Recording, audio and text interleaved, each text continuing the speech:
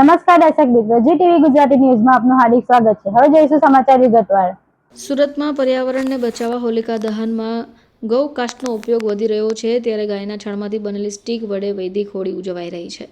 ગૌ કાસ્ટથી લાકડાની માંગ ઘટાડવી, ગાયોની સેવા કરવી અને વાયરસ નિયંત્રણ સહિત અનેક પર્યાવરણીય લાભ પણ છે। હોલિકા દહન એક પરંપરાગત ઉત્સવ હોય જે દર વર્ષે હોળીના પર્વ દરમિયાન ઉજવાય છે। ઉત્સવમાં મોટા પ્રમાણમાં લાકડાનો ઉપયોગ થતો હોય, જેને કારણે વૃક્ષોની કાપણી પણ વધે છે। ગાયના છાણથી બનાવેલા ગોબર સ્ટીક અથવા ગૌકાસ્ટનો ઉપયોગ કરી હોલિકા દહન કરવું છેલ્લા 5 વર્ષમાં વૈદિક હોળીનો કોન્સેપ્ટ વધુ લોકપ્રિય થઈ રહ્યો છે। પાંજરાપોળ સહિત 4 સંસ્થાએ મળી આ સ્ટીક તૈયાર કરે છે, ત્યારે અદ્યતન મશીનનો ઉપયોગમાં લેવાઈ રહ્યો છે। આશરે ગીર ગાય સહિત તરછોડાયેલી કુલ 12 લાખ ગાયના છાણમાંથી ગૌકાસ્ટ તૈયાર થાય છે। આ વર્ષે ડિમાન્ડ વધુ છે અને આ જ કારણ છે કે 60 ટન સ્ટીક તૈયાર થઈ રહી છે।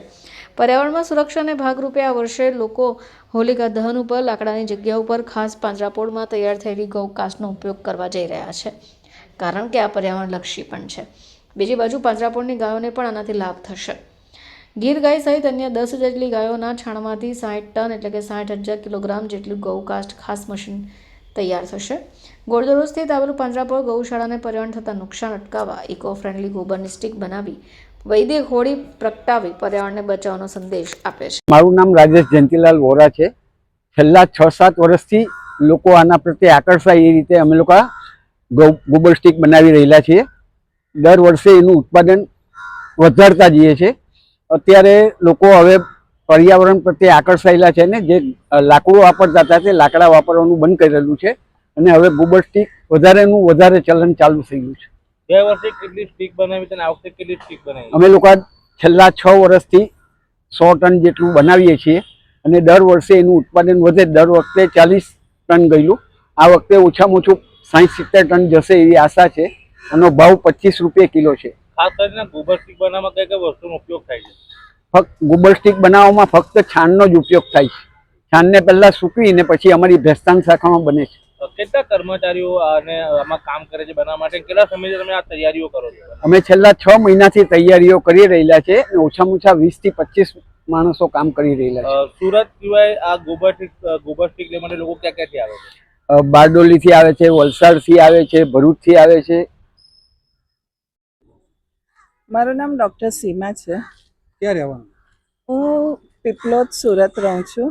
આજે શું ખરીદવા કઈ જગ્યા પર આવે? હું અમારી સોસાયટી સ્નેહસાગર સરિતા સોસાયટી માટે હોળી પ્રાગટ્ય માટે છાણા અને ગોકાસ્ટ લેવા આવી છું। સુરત પાંજરાપોળમાં આવી છું। કેટલા વર્ષથી આ પરંપરા જાળવી રાખી તમારી? અમે 7-8 વર્ષથી તો લાકડાનો ઉપયોગ બંધ જ કર્યો છે અને પર્યાવરણ પ્રત્યેની સભાનતાના કારણે વૃક્ષો જાળવણી બહુ જરૂરી છે, તો અમે લાકડા બંધ કરીને છાણા અને ગોકાસ્ટનો વધારેમાં વધારે ઉપયોગ કરતા થયા છીએ। લોકોની વાત કરીએ તો એમાં ધુમાડો ને એનું જેવી વાતો કરે છે, એને શું કહે છે? હા, ઘણા લોકોને એવું હોય છે કે છાણા સળગાવવાથી ધુમાડો બહુ થાય, પણ એ પ્રોબ્લેમ આવતો નથી, કારણ કે સાથે સાથે આપણે વૈદિક હોળીમાં કપૂર ને એવું વાપરતા હોઈએ છીએ, તો ધુમાડો થવાના એટલા પ્રોબ્લેમ થતા નથી। અને સાથે સાથે એક જ આપણને આનંદ થાય કે એક ઝાડને આપણે બચાવ્યું।